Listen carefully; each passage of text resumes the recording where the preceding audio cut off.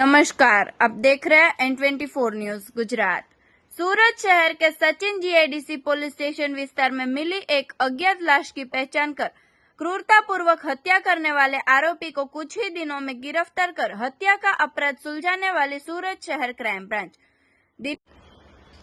दिनांक 8/5/2025 को सचिन जीआईडीसी विस्तार में एक अज्ञात महिला की बेरहमी से हत्या की गई लाश मिली थी, जिसकी पहचान नहीं हो पाई थी। महिला के सिर और चेहरे पर इस तरह से चोट की गई थी कि चेहरा पहचानना मुश्किल था और उसकी मौत हो गई थी।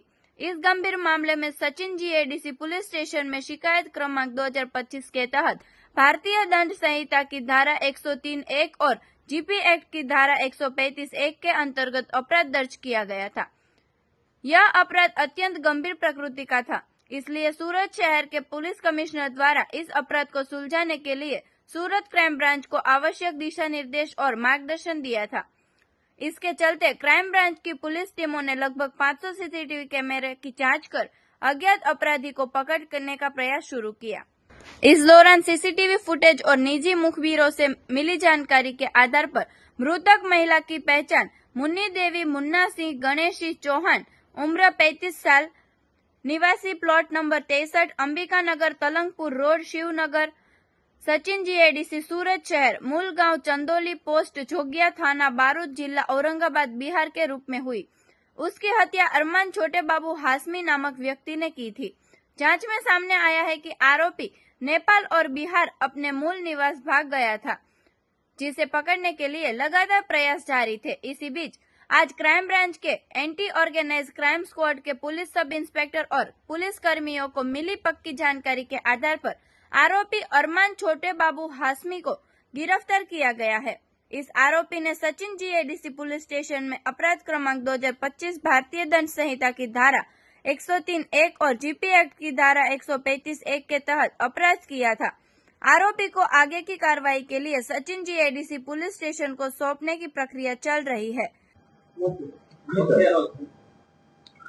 ગઈ તારીખ 8મી મેના રોજ એક સચિન જીઆઈડીસી હદમાં એક મહિલાની લાશ મળી આવી હતી, જે ડેડ બોડી અનઆઇડેન્ટિફાઈ હતી અને એના માથામાં ઇન્જરી હતી। પીએમ દરમિયાન એમની હત્યા થઈ હોવાનું જાણવામાં આવ્યું હતું, જે બાબતે સચિન જીઆઈડીસી પોલીસ સ્ટેશનમાં ગુનો દાખલ કરવામાં આવ્યો હતો।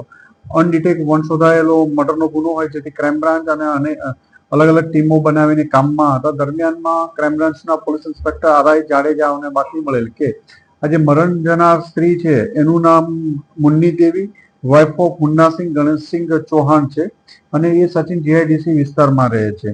મૂળ તે ઔરંગાબાદ બારૂદ જિલ્લાની રહેવાસી છે અને ઘણા વર્ષોથી સચિન જીઆઈડીસીમાં રહે છે।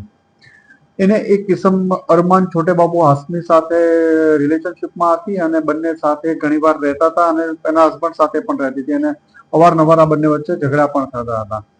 આ પ્રેમ પ્રકરણમાં જે મુન્ની દેવી જેનું મર્ડર થયું એ અરમાન છોટે બાબુ હાશમી ઉપર શંકા રાખીને બંને વચ્ચે ઝઘડા થતા હતા અને 8મી તારીખે બંને વચ્ચે ઝઘડો થયા પછી બહાર જમવા ગયા અને ત્યાં જમ્યા પછી એને મર્ડર કરી અને પાઇપથી ભાગી ગયો હતો।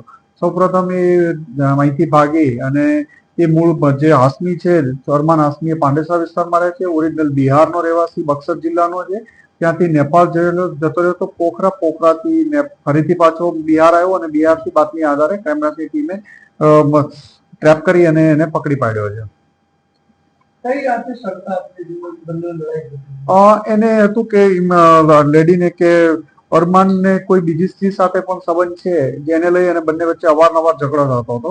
એના હિસાબથી બંને વચ્ચે આ ઝઘડાના હિસાબે આને કંટાળીને એનું મર્ડર કરી દીધું।